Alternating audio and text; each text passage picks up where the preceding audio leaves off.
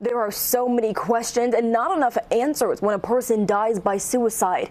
Family and friends try to determine why, which could be one reason or even a dozen reasons. The best way to prevent another life lost, recognize the warning signs and how to respond. I have lost 5 people in my life to suicide over the last 11 years. Mai Tran doesn't want to lose another loved one. Area director for the Nevada chapter of American Foundation for Suicide Prevention, she says we can all help to prevent deaths by continuing to raise awareness, recognizing the risk factors, warning signs, and asking the right questions. The more people that know and are aware that suicide is happening, it touches more lives.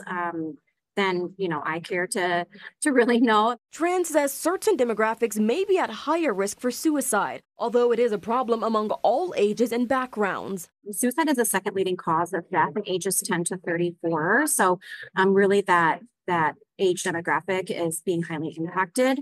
There's a lot of different demographics that are also being impacted. Veterans have a high risk of suicide, but really I'd like to point out that those young teens and young adults. For parents, it's important to be direct with your child and ask if they're having thoughts of suicide. We need to be talking about it more, and we need to be able to ask these questions to even as young as 10, talking about mental health. This will not put the idea in their head, but rather it will open up the conversation and determine the next necessary steps based on the child's response.